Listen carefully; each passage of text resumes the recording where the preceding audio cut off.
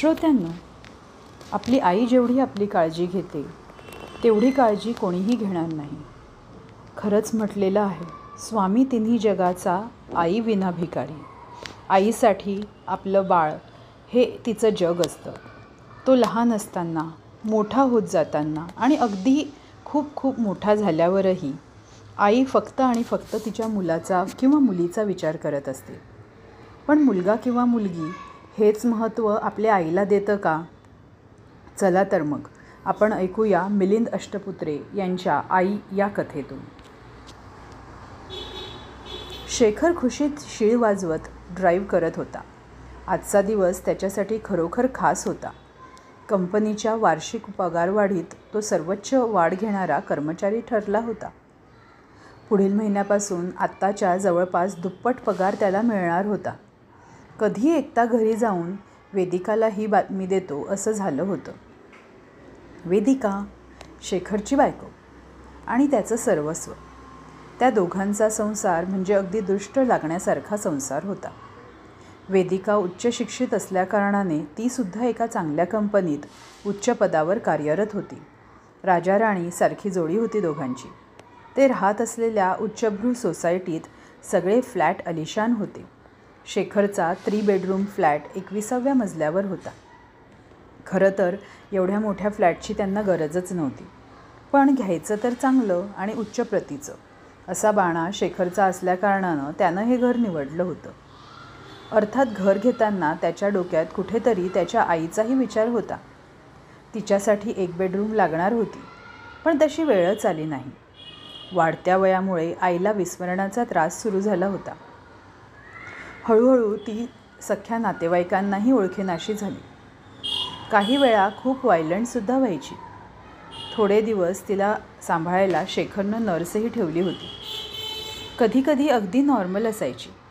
अशावेळी शेखरशी प्रेमानं बोलायची, सुनेशीही गुलगुलू गप्पा मारायची. पण हे कधीतरीच. शेवटी नाईलाजानं शेखरला तो कटू निर्णय घ्यावा लागला, आईला वृद्धाश्रमात ठेवण्याचा. सुरुवातीला शेखर रोज रोज तिला भेटायला जाई. कित्येक वेळा ती त्याला ओळखतही नसे. मात्र नॉर्मल असली की शेखरच्या गळ्यात पडून रडत असे. काय चुकलं रे शेखू?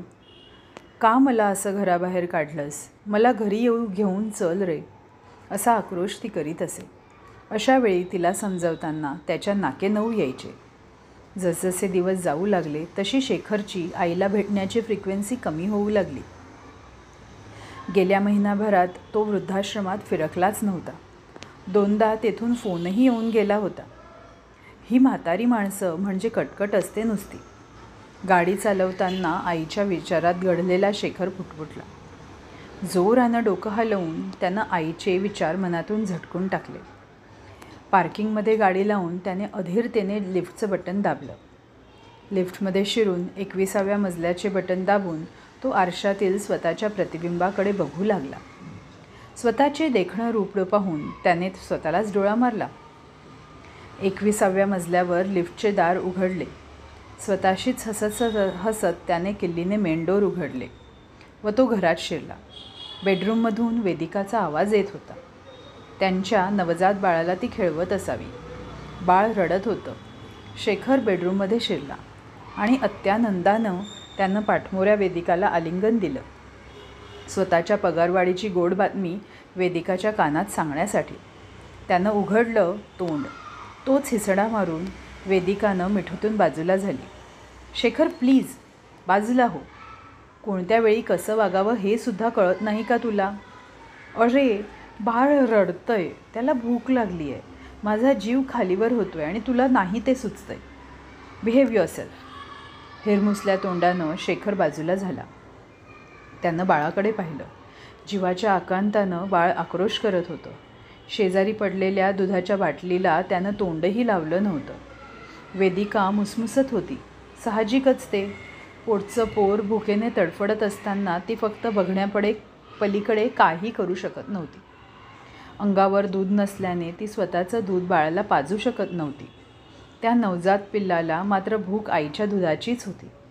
गाईचं दूध त्याला नको होतं आणि ते त्याला पचवतही नव्हतं.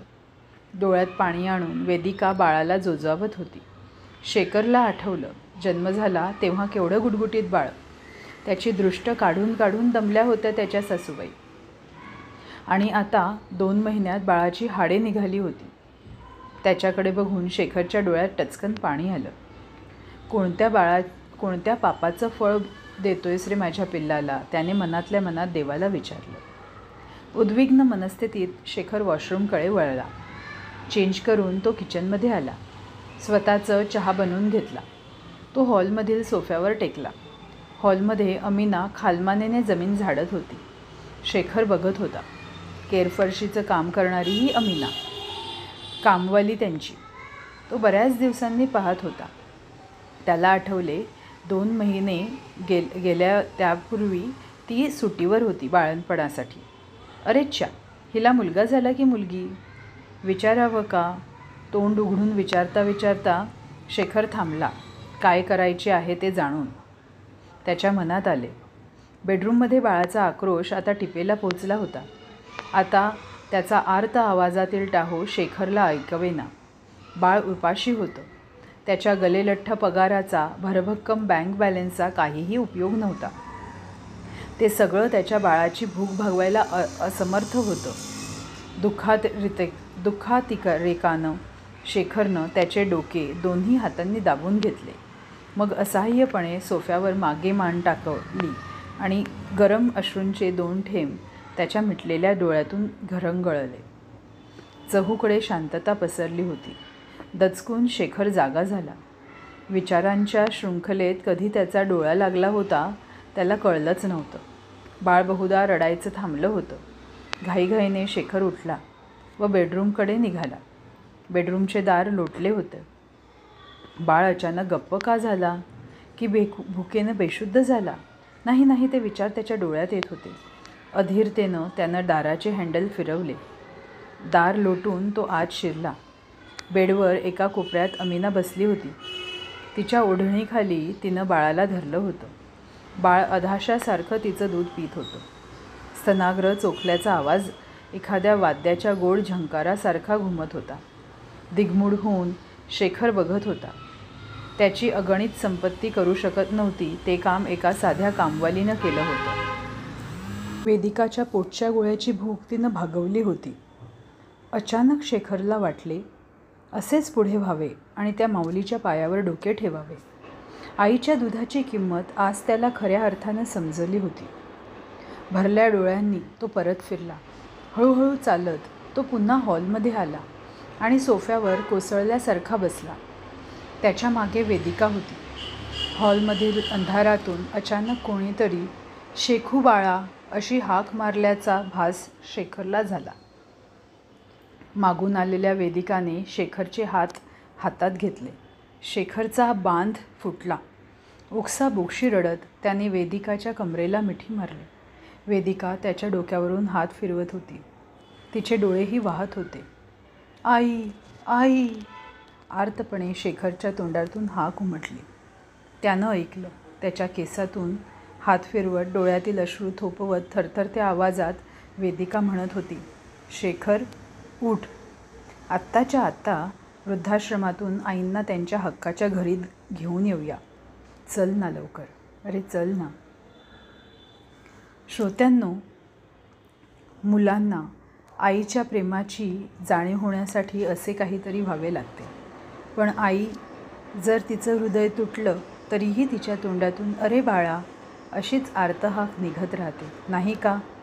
कशी वाटली ही कथा मला कमेंट्सद्वारे सांगा.